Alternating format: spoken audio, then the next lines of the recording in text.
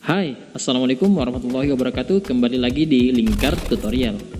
Di video kali ini lanjutan dari sebelumnya, saya akan membagikan pengalaman saya yang mengaktifkan kembali atau mencoba mengaktifkan kembali kartu KIS yang seperti ini.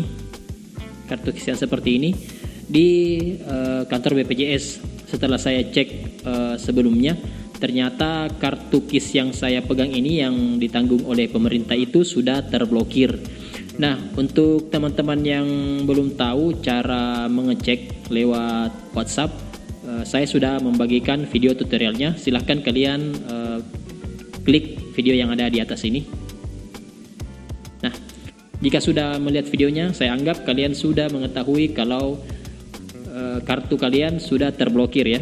Nah, oke. Sebelum kalian berangkat ke kantor BPJS terdekat atau di kota kalian, di daerah kalian tinggal, terlebih dahulu kalian harus mempersiapkan 3 dokumen. Yang pertama itu adalah kartu BPJS tersebut, kartu BPJS-nya yang asli. Yang kedua adalah fotokopi KTP, ini opsional sih. Yang ketiga adalah fotokopi kartu keluarga atau fotokopi KK. Nah, ketiga ini harus kalian siapkan sebelum berangkat ke kantor BPJS. Setelah itu kalian berangkat ke kantor BPJS terdekat di tempat tinggal kalian.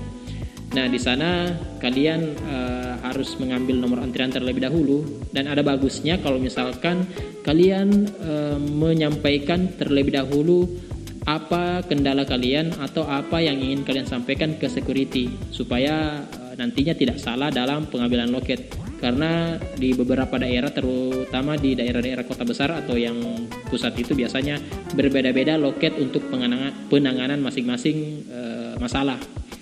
Oke, setelah itu kalian sampaikan saja kalau kalian ingin memperbaharui atau mengaktifkan kembali kartu BPJS KIS yang ditanggung oleh pemerintah, kartu KIS ya, yang ditanggung oleh pemerintah yang telah nonaktif. Nah, biasanya pihak BPJS atau pegawai BPJS akan menanyakan apakah ini sudah aktif, apakah ini tidak aktif sudah lama, atau kapan terakhir dipakai kartu tersebut.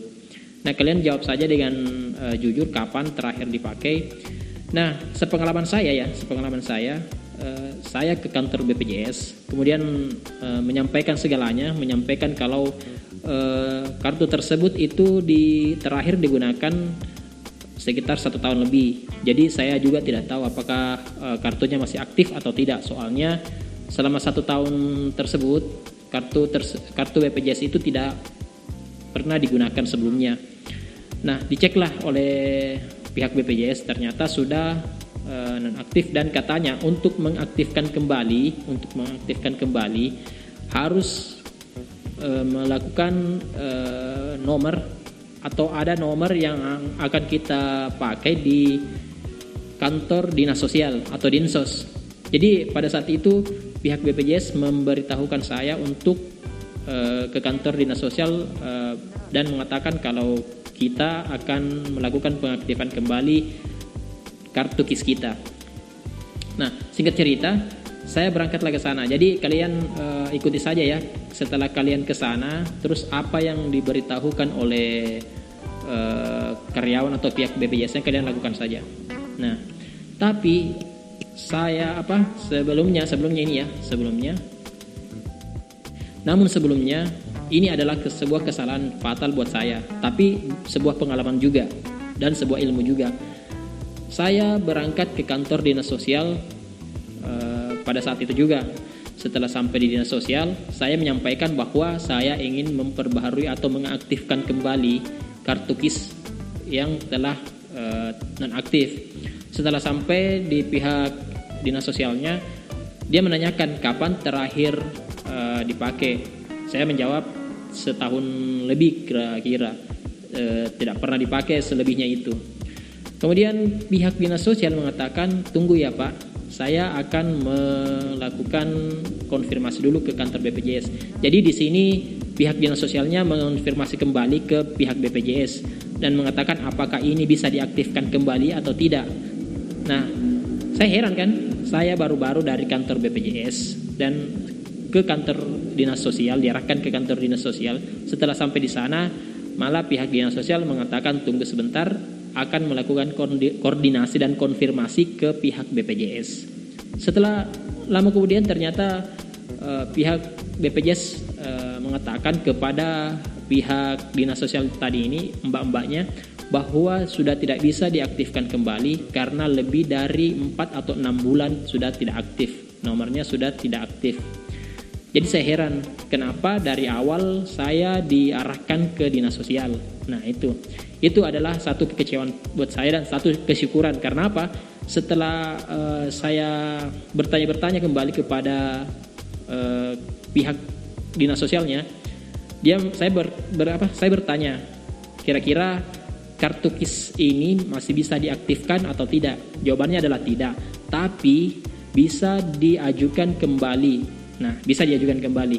Dan syarat untuk pengajuan kembali dari kartu KIS ini adalah pertama, surat keterangan tidak mampu dari kantor desa atau kantor lurah di mana kita berdomisili atau SKTM.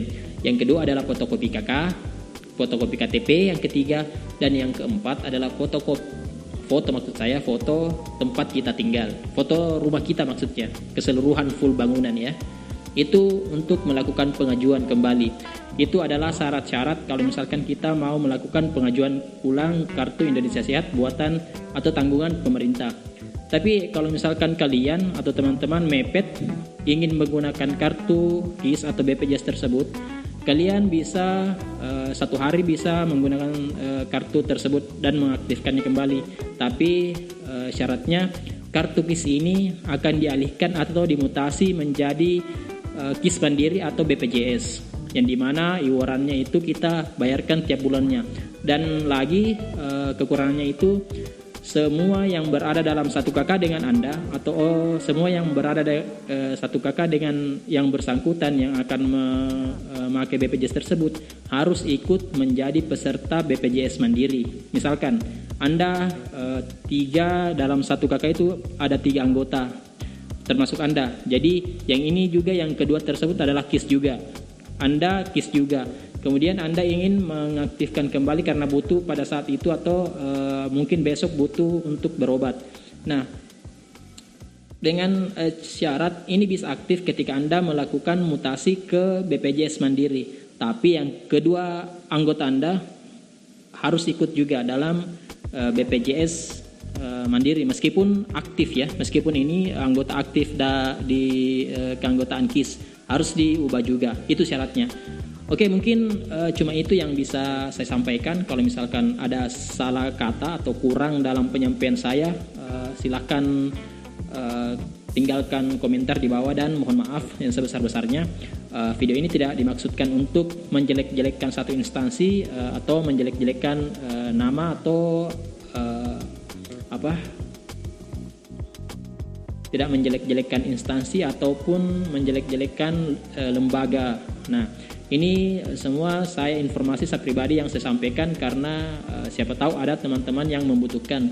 Jadi tidak perlu repot-repot atau mungkin sudah ada persiapan sebelumnya. Terima kasih telah menonton video ini dan akhir kata assalamualaikum warahmatullahi wabarakatuh.